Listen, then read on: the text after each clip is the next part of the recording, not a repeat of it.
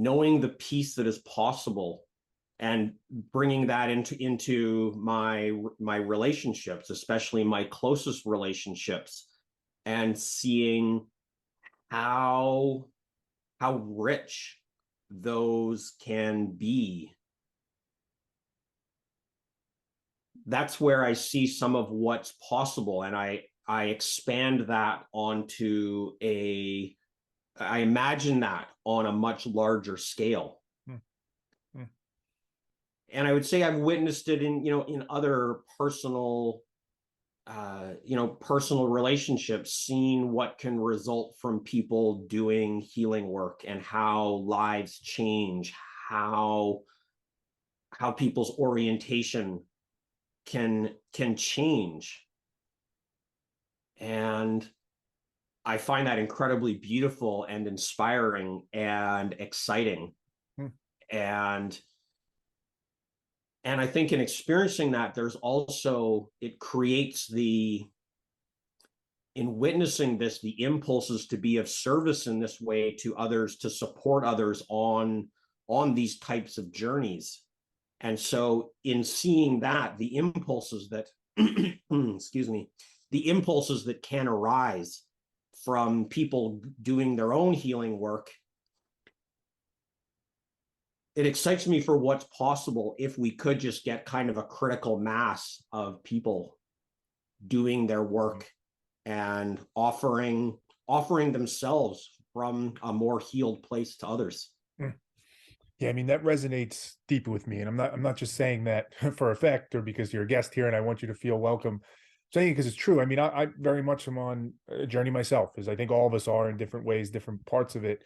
And I've seen that for myself. I mean, I've been somebody throughout much of my life, and it's only more recently where I've started to scratch the surface onto the why. And I'm still not entirely sure, but like temper has always been an issue for me. Anger has always been an issue, and almost like in like a spoiled, entitled way, where if something bad happens, even something small, like I would throw a temper tantrum, in effect, an adult temper tantrum.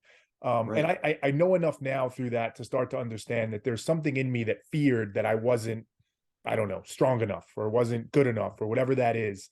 And you start to connect those dots. And when you do that, much like you're saying, I've seen those moments where something does go sideways.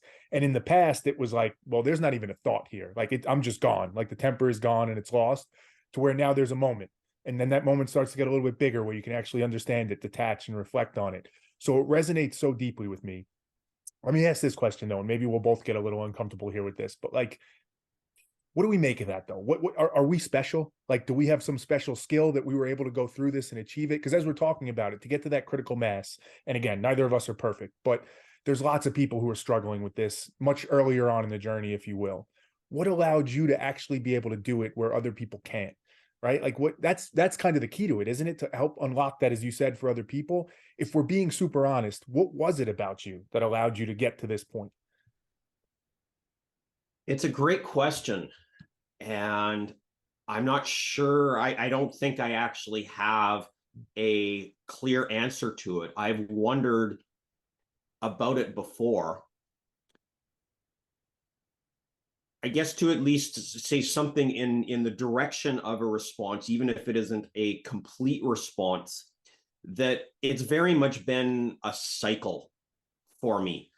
That in a sense, in the beginning, going back about 20 years, there were some difficulties I was having in my marriage at the time, and with some health things coming up at a relatively young age. And in a sense, I just kind of wanted to fix those. Like, it wasn't like I was going really deep into deep healing work. It was just like, things aren't working very well here. I need to change something. But it was kind of a very fix it type of approach. And I guess in some sense, looking at that as a starting point, I could say, well, that's what I had, a desire for things to be better and a willingness to engage. Mm. And maybe that's as simple as it was for me to at least get started.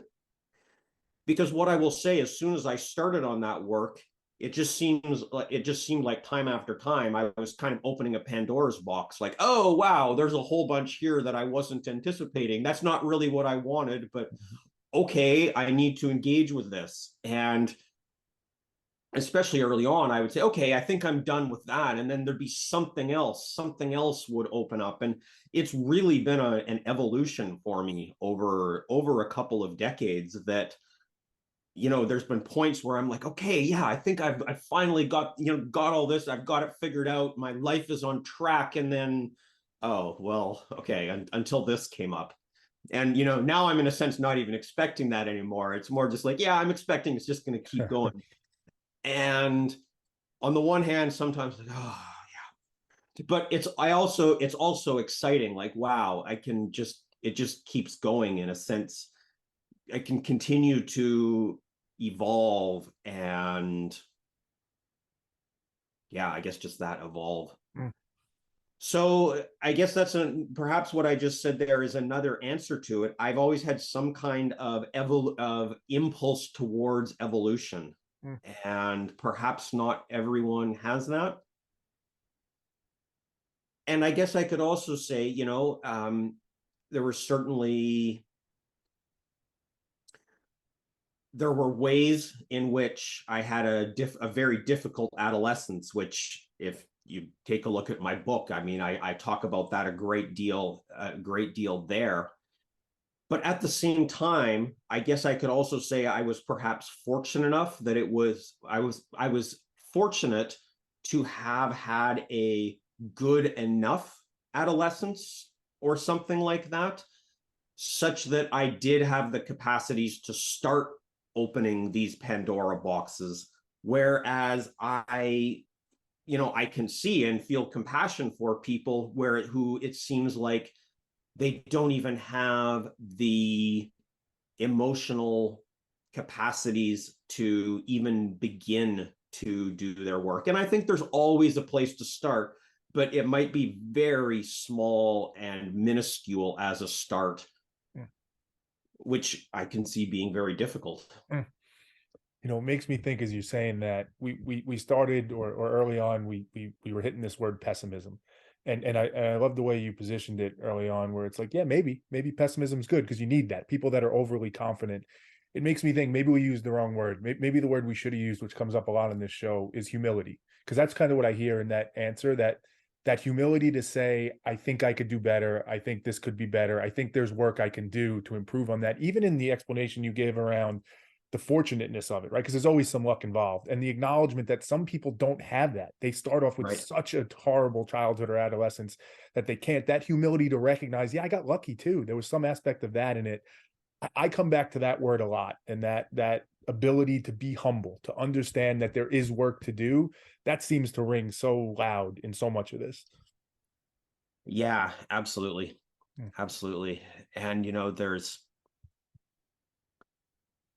well, it's an interesting, to see ourselves as humble. There's in a sense some lack of humility in that. So it's really interesting, and even to see that in our humility, to have the humility to see that we're not even always humble. Like, oh, in that reaction, I wasn't able to be humble. I wasn't, to see where we get tripped in that as well, and which is more humility. Yeah, it's like a But constant. The way I try and think of it often is our minds, for various reasons, our egos, very much where I was before about those temper tantrums. That's my ego trying to make me feel better and protect me. We right, have to go through life with this working knowledge and assumption and approach that says we're going to be constantly pulled away from humility, constantly pulled away from the discomfort it takes to do this work. And right, we have to constantly be actively combating that and pulling ourselves back to humility.